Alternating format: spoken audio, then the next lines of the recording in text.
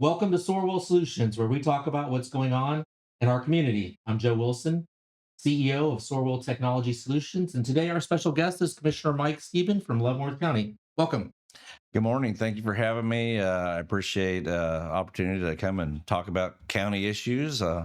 Always interested to uh, look at different ways that people communicate, and podcasts seem to be a very popular thing now. Yeah, everybody's doing one. It seems like real excited to have you here. I've been trying to get you on our podcast for weeks, and our schedules just didn't coordinate, and here you are. So thank you so much for being here. It means a lot to us. Well, I appreciate it. Why don't you tell us a little bit about your background? How did you get into politics? I know you were an officer in the military.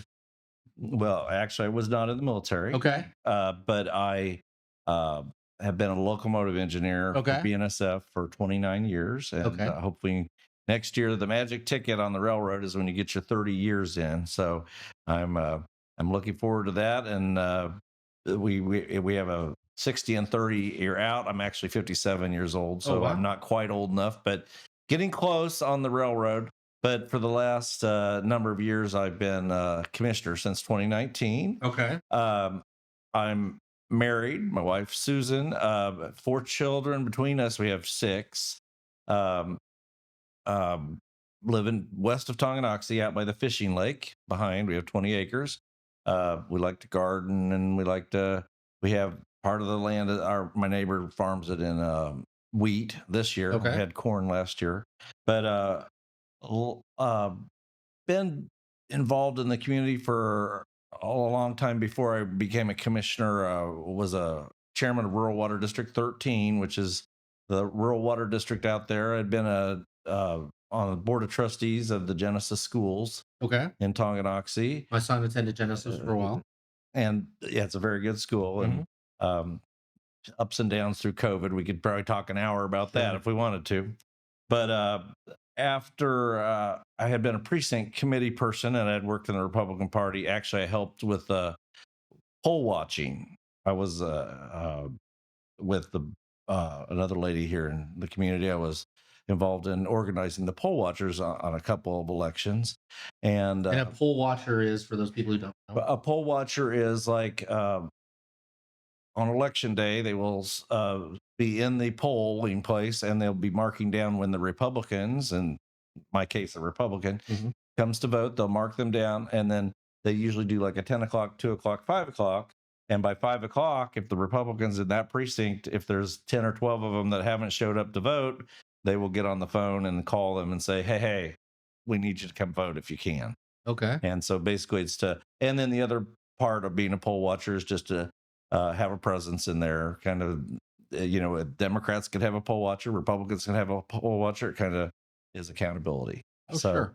So after I did that, I went through some family things in 2018, 19, but I went to a meeting in Tonganoxie about they were going to go from five commissioners, or from three commissioners to five commissioners. Sure. And I sat in the meeting, and I sat across from a local real estate developer and a couple other people. And I remember a lady that's a senior lady in the Republican Party came by, walked by the table and said, well, Mike, why don't you run for county commissioner? And I said, well, I don't think I could do that. But I got to checking, and I called the railroad and called the government affairs at the railroad. And they said, yeah, we like to have people from the railroad in public service. So that'd be fine if you wanted to do that. So I ran in a special election. Okay. And that was, we had actually a Republican candidate, a Democrat candidate, and then there were two independent candidates that ran. And that was in March of 2019. Okay. That was the first election after they had changed it to five commissioners. And I got elected by 33 votes. Oh, wow. Landslide Mike. Are you from Leavenworth County? Have you been here all your life? I grew up in Newton, Kansas. Okay. But I'm a lifelong Kansan, but I grew up in Newton, Kansas. When I hired out on the railroad, that was in 1996. I hired out on the railroad, and I hired out in Chaffee, Missouri, and Okay. I was there for like a little less than a year, and then I was in Enid, Oklahoma for 3 years, and then I moved back to Kansas on the railroad. In 2019, we moved up to first moved to Tonganoxie, Okay. and I lived mostly in Tonganoxie the whole time. But we did have 3 years. I lived in the city of Leavenworth on Olive Street, right across the street from the Harvey House, if you know where Sure. that is. Yep. So we lived there for 3 years, a big yellow house, and Uh-huh. we enjoyed it. But then we moved back out in the country, out by Tonganoxie. So um, that's I there's learned a something new. lot. I was told that you had been in the military, so it's kind of Well, interesting. you know how rumors get I started. do. I do. I do. Especially in politics. It's interesting how you've got it. That's one thing that I've focused on is communication, uh, and openness, transparency, communication is trying to get information to people that's correct information. So you do. I've seen your own podcast. Is all the one on County Road 30. You want to talk a little bit about that? I wouldn't call it a podcast, but I have a YouTube channel, Mike Sure. Stieben channel. So Mhm. I tend to use the social media Mhm. as a way to put information out. So if you see me responding on social media, I'm failing myself because because typically your responses are not the best route to address issues, but putting information out Mhm. is. You did see the one I put out about County Road Mhm. 30. Uh, we're paving that. We've got $2 million in congressionally appropriated funds that the senators and the congressmen helped us to get for Leavenworth County. Used to call them earmarks. Sure. Uh, and then there's a Kansas cost share also matched $1 million. So it's about a $4.7 million project from Hollingsworth to Dempsey is going to be hard surfaced. And it's a And dirt road now. yes. And then we also have in the next congressional appropriation bill that is, you've probably been hearing up in Washington, they're having a struggle to, Mhm. but there's about $6 million worth of congressionally appropriated money for about an $8 million project that will take that from Dempsey all the way up to 92 Highway. Okay. So this will tie folks from east and in the northern part of the county will be able to drive on a hard surface road on the western side of the county all the way to Tonganoxie. And it's the Yeah. first hard surface road that far west. So Okay. it's people have been asking for this to be hard service for about 70 years. So I'm really excited that we're moving ahead. Now, when we talk about roads in the county, there's over 400 miles of dirt Mhm. and rock road. Everybody wants the road paved. Sure. I get lists of people wanting the road paved, but if we paved every road, you wouldn't probably be able to pay the taxes. That's true. So we've got to take it a step at a time, and it's an incremental approach. But what I always like to tell people is, in the last 5 years, with our dust abatement uh, paving groups that we've done, Mhm. 8 of them, we've paved more roads in the past 5 years than had been paved in the previous 30 years in Leavenworth Wow. County. So we've made a lot of accomplishments. There's been different funding sources that have come available during COVID. We had the CARES Act funding, Mhm. ARPA funding. Leavenworth County and the commission has put most of our monies from the federal government, the extra monies, towards infrastructure. And we've tried to, use the money for something that'll last. Bridges, culverts, road projects. This is what we've invested in. And uh, those are the investments that last. Your children's children will be driving on these roads and crossing these bridges. And it's something I think we can be proud of that Leavenworth County's done. Now, I know I get the letters, I get the phone calls. Everybody wants the road paved, Sure. and I'll just say I want to pave your road. But what we have accomplished a lot as far as infrastructure in the county, and I feel like we've had good county leadership. We don't always the commissioners don't always agree on every issue all the time, but we have worked together well with the previous commission, and the new commission is working together really well as well at this time too. So So you bring up one of the buzzwords that always seems to come up on this podcast when we talk with any government official is taxes. And having run in the last race for county commissioner and not been successful, tax was probably one of the hardest issues that we had to talk about.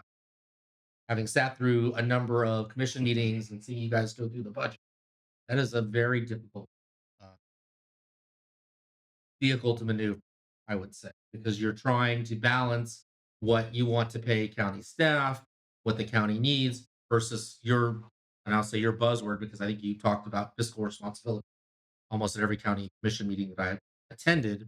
Um, how difficult is that? How do you address that employee that's been there for 30 years that needs a raise or wants a raise with the fact that there's not a whole lot of extra money there. People are tired because they're maxed out. Well, we have given every year I've been commissioner, which is now next year will be 6. I haven't gone through this budget process yet, but we've given raises to the county staff. And this is one thing I tell people is, um, we've been behind on our wage structure. If you compare us to Johnson County or even to Douglas County, some of those wages have been behind, and we've been trying to catch up. So it's really hard uh, to back off of giving some raises and giving increase. And you're right, it is a balance because that the employee and the cost, as far as if you look at the budget overall, it's the employee number that is the line item that is the largest. Uh, but we have tried to be fiscally responsible on that area as well. I know some people said, well, the commissioners have given themselves raises, and we never give ourselves any raises that's not exactly what the county uh, employees got. And typically I've voted against most of those, but there's been a couple of times I voted for Commissioner raises specifically. it's commissioner raises specifically, but only if it's tracking exactly with what, like if the county employees got a 2% raise, then the commissioners and the elected officials, not just commissioners, but all the elected officials, they get the same raise that the county employees get when we typically adopt these. But what I have told people in the budget process is just because we've done raises for 6 years, when you're looking at budgets, that doesn't mean not. And I know you probably worked at different locations and Sure. different places. You don't get a raise every year, No, you and don't. that's uh, we've been trying to do it because we've been catching up on the numbers. But on the issue of taxes, when you get your tax statement in the mail, it always says Leavenworth County on the left corner. You open it and then, oh my gosh. um, but what we've this is something we've been focused on for many years now is like if you look at the numbers typically, and it depends on the mill levy in the school district, but this is typical, is the county portion is between 25 and 29 cents is what your portion of the property tax burden that you're paying. And your school district portion is typically around 50 to 60 cents. And then you get the cities and the townships and the library boards. But people think that the county is levying these taxes. And the truth is, we levy 37 mills. We don't levy the other, 58, 62, whatever the school district mills are, and the city mills, 28 mills, or whatever the different city mill levies are. We have no control over that. And I think that is an issue that goes back to the communication part because people don't realize, your commissioners are working under a system, and the system is established as far as property taxes under the Kansas Constitution. So when we're talking about property taxes and valuations and those type of things, it's in the Kansas Constitution, how it's handled.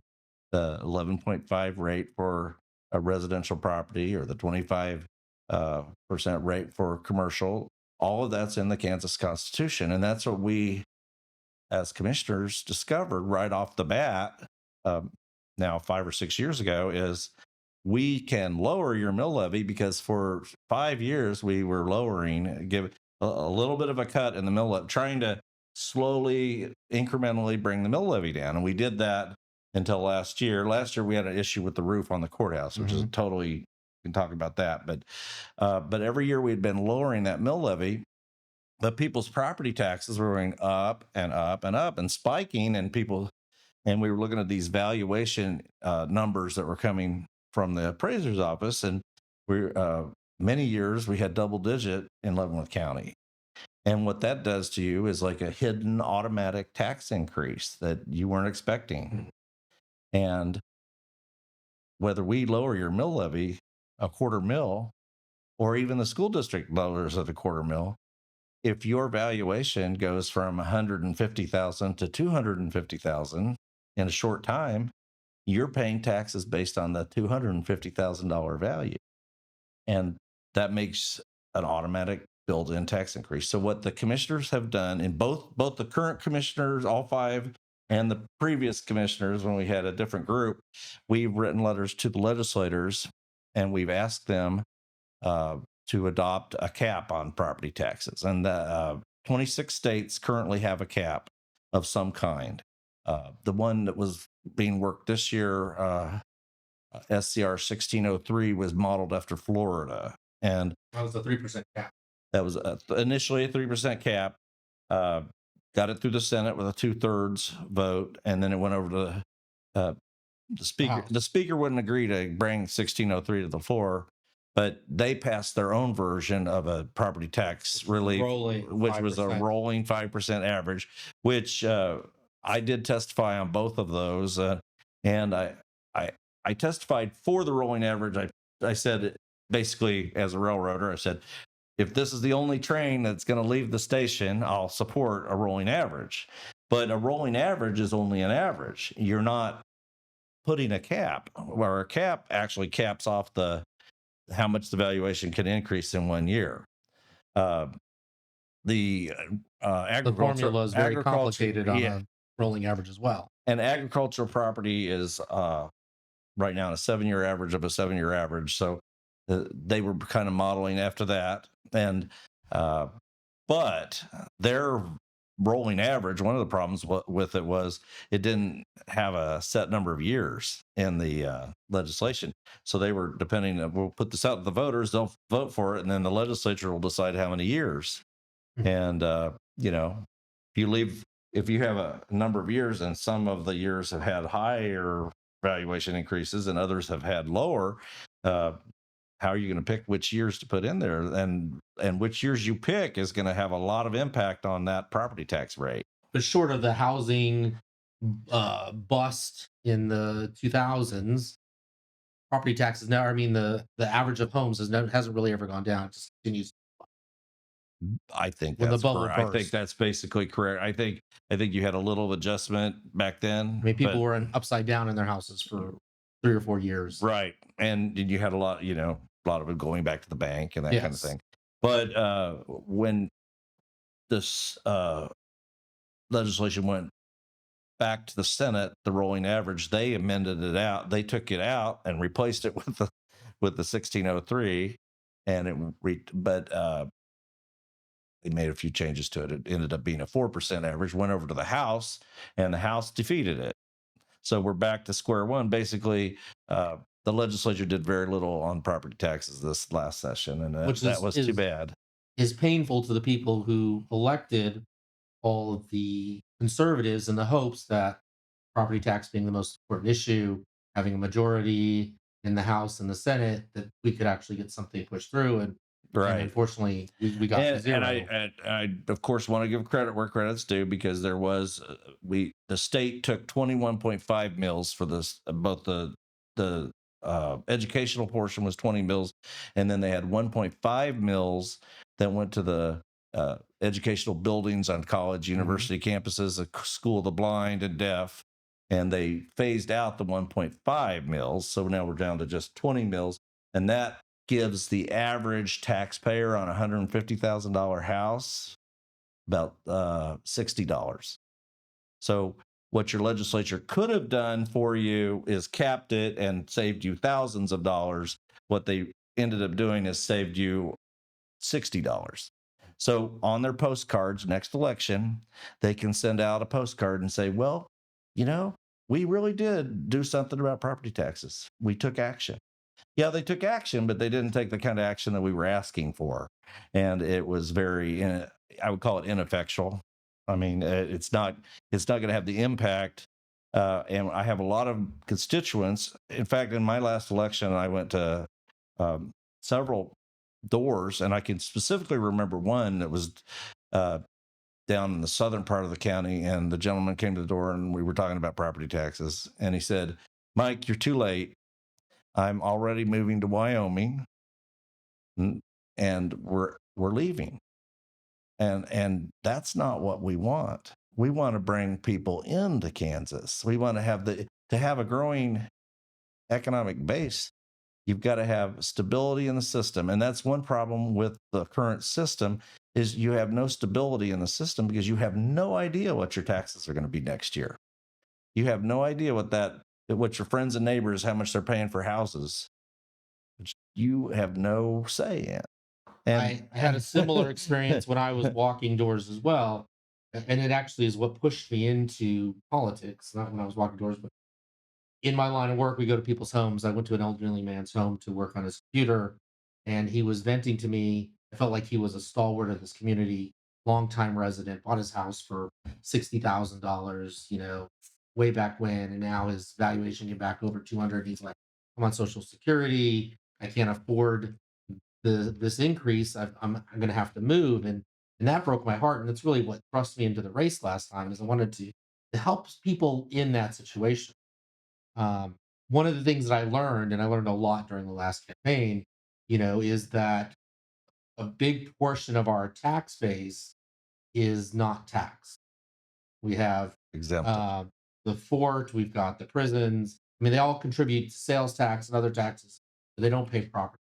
So 40% really carries the load in the property tax. What do you think can be done?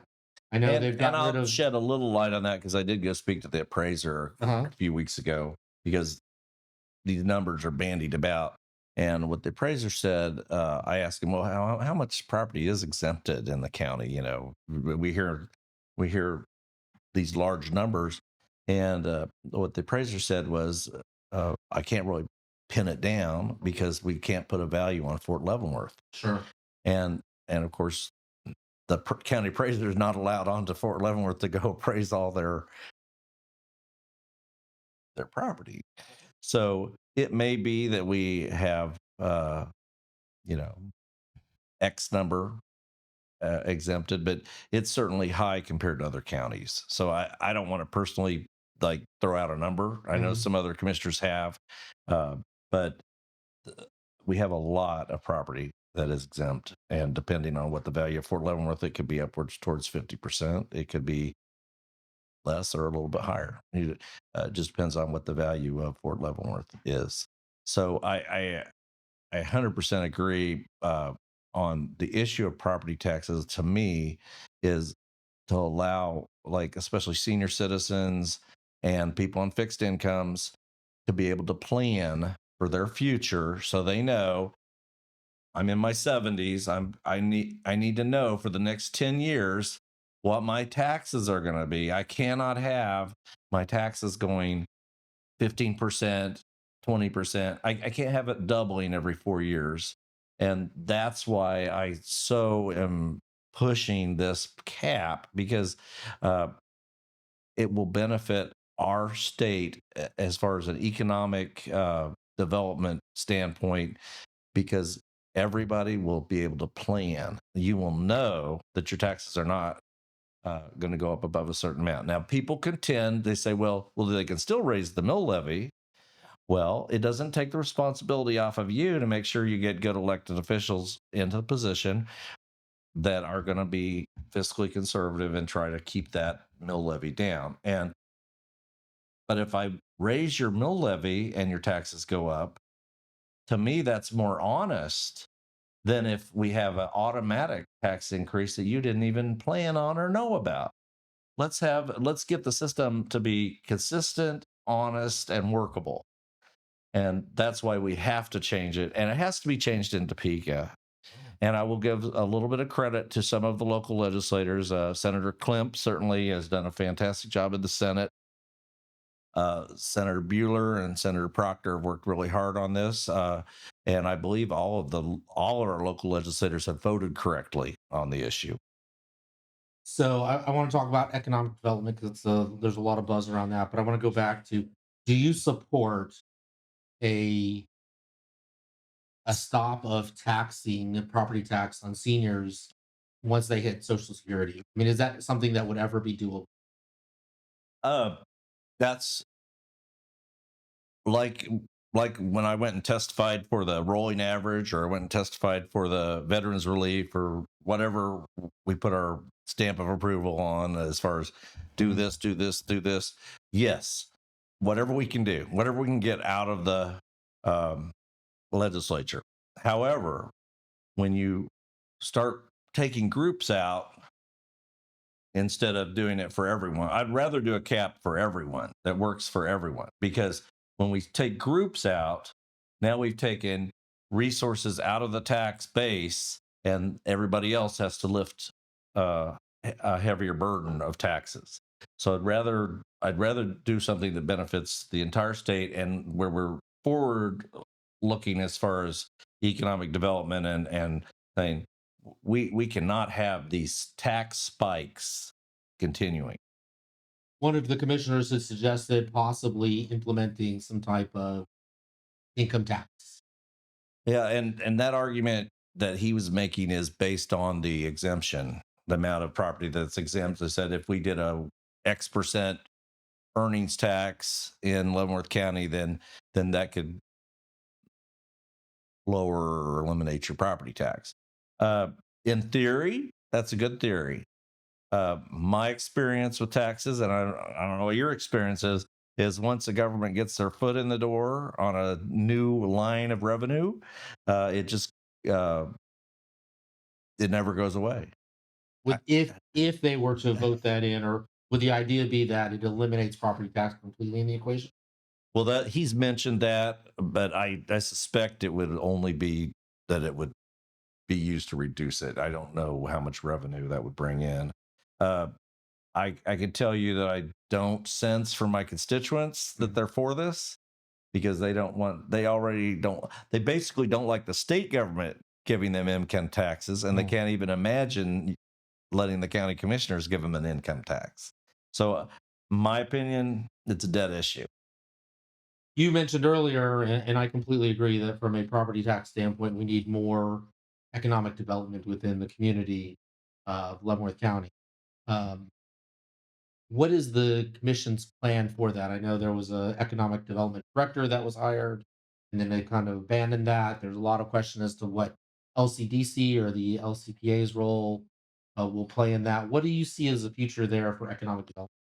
So when I start talking about economic development, the first thing I would say is, when I first came in as a commissioner, we had an virtually empty industrial park down in Tonganoxie with Sure. Unilock was the only uh, uh, tenant at the Tonganoxie Business Park. And now we have the largest, with Hill's Pet Nutrition, the largest industrial private development that's ever been brought into Leavenworth County is now in Tonganoxie.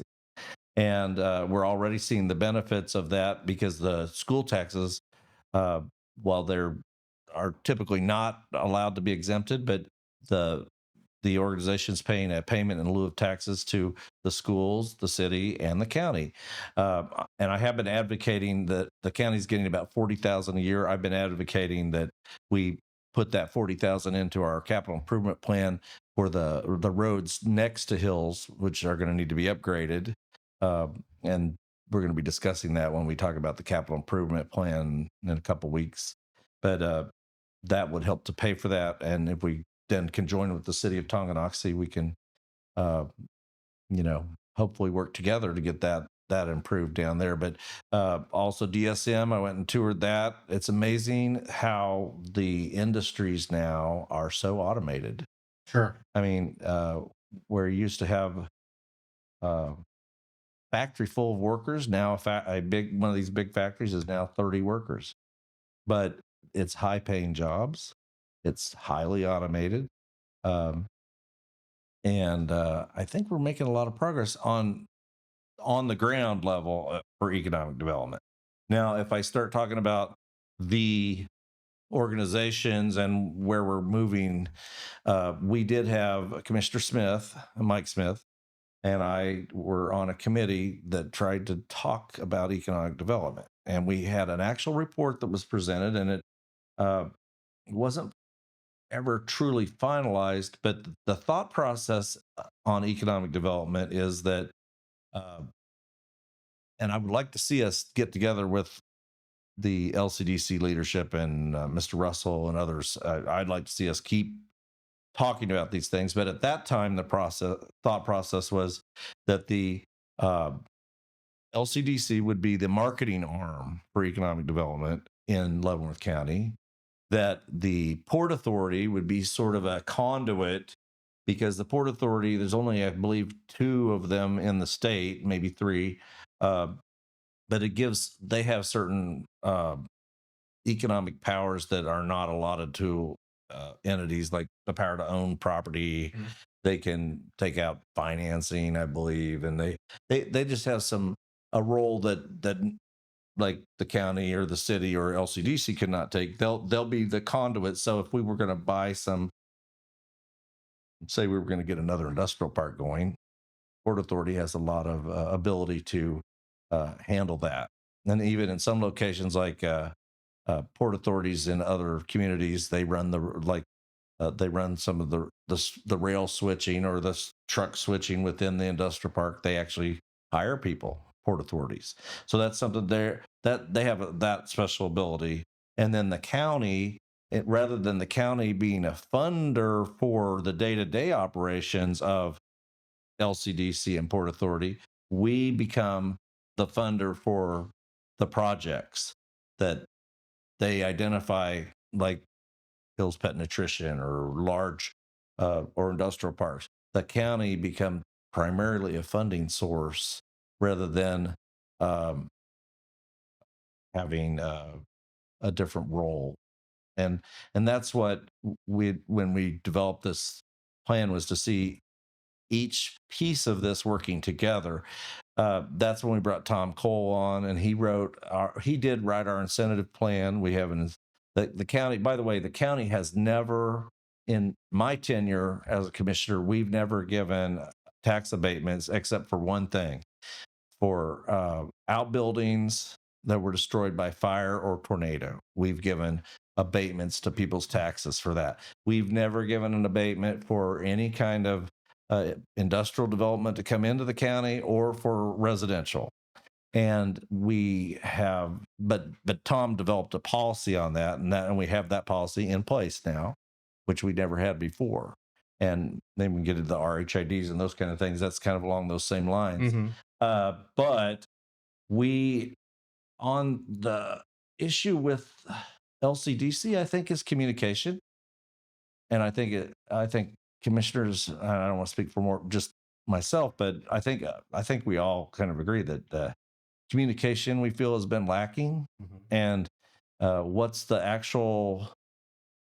goal? I don't think the commissioners are always on board with exactly what the LCDC leadership's on board with. Like example of that, the spec building program, the LCDC was so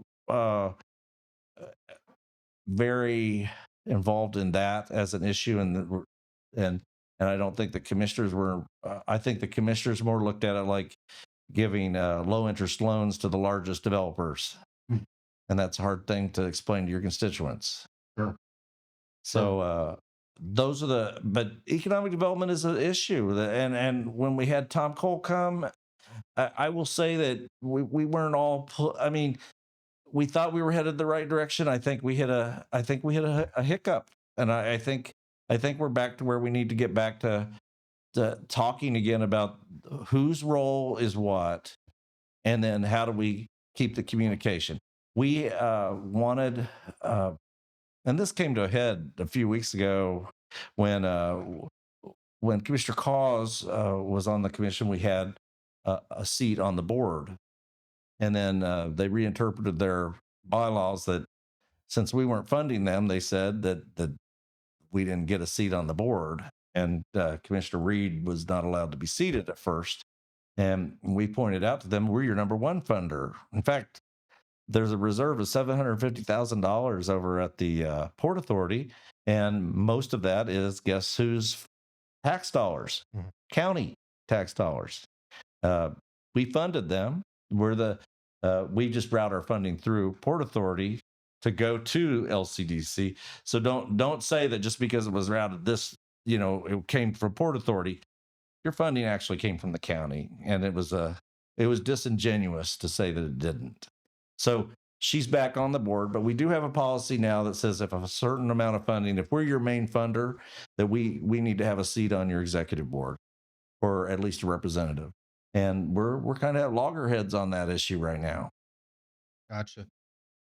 Um, so we were talking about our incentives, and our HID has become a big incentive as we look at developments in Lansing and other places in Leavenworth County. What is your thoughts on those in general? Or should we be using those for private homes? Should we be using those just in commercial cases? What are your thoughts here? I'm glad that we developed a policy. The county, and I'm encouraging the school districts also develop an RHID policy. So before you actually deal with the issue itself, that uh, you have a policy in place. And our policy is very clear that uh, the developer needs to be working with the county ahead of time. You need to be communicating with us. You need to be telling us what your plan is. Why do you need the incentive? What is there a reason why the private sector can't perform in this area? And one thing I have said about RHID, I'm not going to close the door to it 100%, Mhm. but I also have a realtor's license. And one thing I pointed out is, why am I going to fund you with tax dollars through incentives or through a tax abatement, which means if we abate these taxes at this location, they will not be paying property taxes into the taxpayer or helping our tax base, which we already talked about. Our tax base is really Slim. slim in Leavenworth County. So before I vote to do that, I want to know that what I'm voting for is actually going to help, because they say it's for housing that is reasonably priced or affordable housing.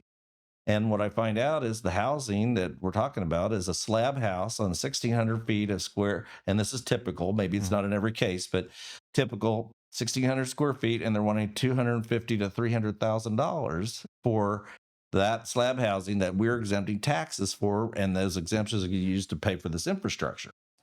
And then I find out, if I look on Zillow or I pull up my MLS as a realtor, that I can get you in a home in Leavenworth for 220,000 that has 2,000 square feet and a basement. These slab houses, and that's something I'm very concerned about, is the storm shelter issue at all these big developments with slab houses, uh, not having storm shelters or not having a safe room. So, but anyhow, I could get you a home in Leavenworth 5 miles down the road for 220,000. Why am I going to exempt property taxes for somebody to build $300,000 houses and call it affordable housing? I'm not seeing it. So if you could explain it to me, and I know a couple people are going to try to explain it to me. I have some meetings scheduled, but with some developers, but uh, we got to be careful when we're dealing with tax abatements that we don't inadvertently use the government to pick winners and losers. Because if I have a developer 3 miles away that's not getting his taxes abated and he's still developing subdivisions, and then over 3 miles away, I'm going to abate this gentleman's taxes so that he can not have the expense for putting in the infrastructure and get repaid and profit from the government. Uh, that's very concerning to me. So I know the purpose of RHID is to truly help affordable housing, but like many times with government, it's good intentions with unintended consequences, and that's a problem in my mind. So I don't know. You're running for commission. You probably thought about this as well. So we've talked with a number of people. My stance is, if it's necessary to bring in something that we don't already have, it definitely should be considered, I think. Because while we may be abating property tax, we're still bringing in sales tax revenue we're still bringing in houses and rooftops that'll be paying to the schools.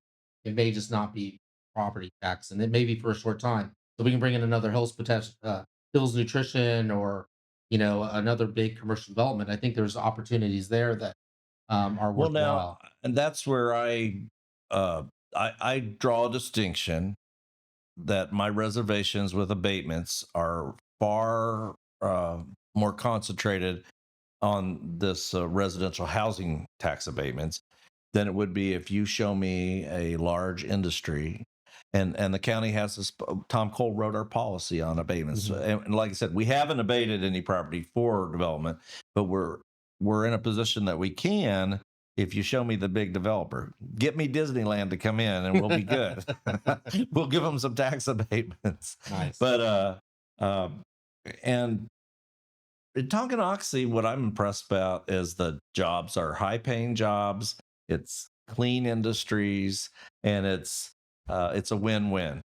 When we had some other proposed industries that were being looked at, uh, there was lots of subsidiary problems that came with those that caused a lot of controversy. These we haven't even got a lot of complaints or issues in Tonganoxie. There's always somebody doesn't like it. There's always I always hear from a few, but um, another issue on economic development is the battery plant down in DeSoto. And I don't know if you know this, and people probably don't know this, but I actually represent DeSoto Okay. because the city has annexed the golf course. So Okay. the golf course, the Burning Tree Golf Course, is actually in Leavenworth County, and that is actually part of DeSoto. Okay. So when I say I represent Tonganoxie, Linwood, I also represent DeSoto. But um, we informed the Department of Commerce when they did not communicate with our economic development folks. Tom Cole was there at that time. We heard nothing, and then they announced they're putting this battery plant in. But we told them our infrastructure is not sufficient.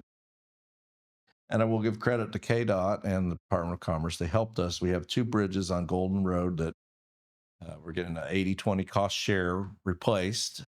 And those bridges are going up for bid very soon. Because we told them, we would hate to take Golden Road out of service when you're having all these folks moving in, Yeah. and all this residential housing expanding in that area, and it is going to impact Leavenworth County dramatically when you have that many jobs and people brought in, and that's something. I represent the most rural district, and a lot of folks in my district, you know, let's leave it district. We want to keep it rural. We want to keep it country. We want to, but you've got these competing things that are happening, and Competing it's priorities. growth, and growth makes people uncomfortable sometimes to change. I've always said it seems like Leavenworth County has a bit of an identity crisis.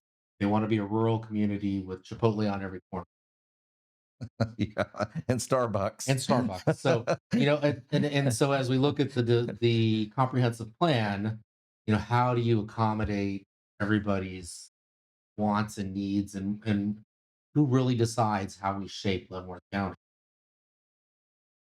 Well, I think the answer to that is you do, I do, all my constituents that communicate with me.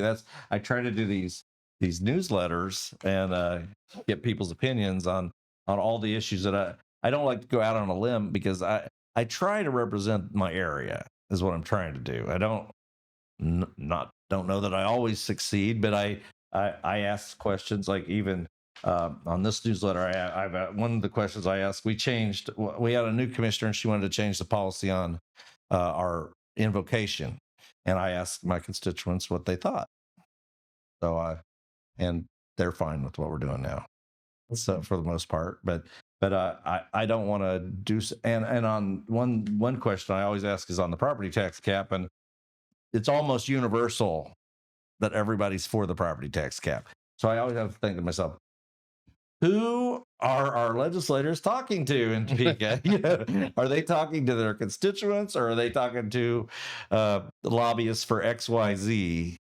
And I think the answer is the lobbyists for XYZ, and let's uh let's start talking to our constituents about what they think about property taxes.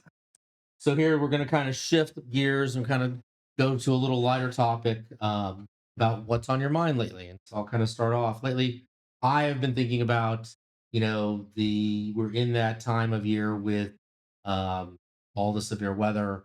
Make sure that people have places to go and that they're thinking about these things.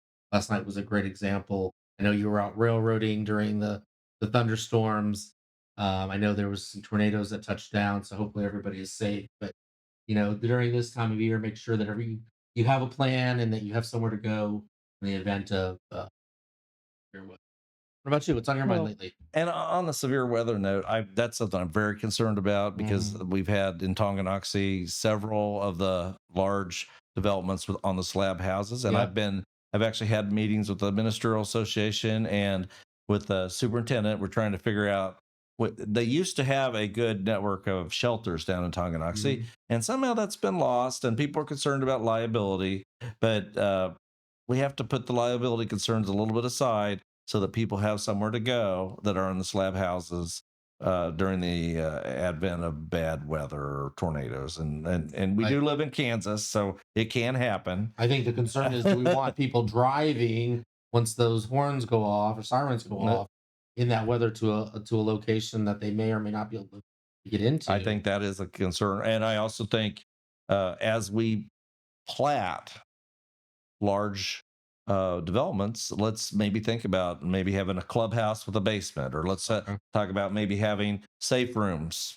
I know it adds $5,000 cost or 3,000, whatever the amount is, but let's at least think about maybe we could have option A, B, and C. But let's at least put it in our mind about if we're going to have a proliferation of these RHID Mhm. financing with this type of housing, if this is going to be the end thing now for a little while, uh, then we need to consider the downside, and the downside is they don't have basements.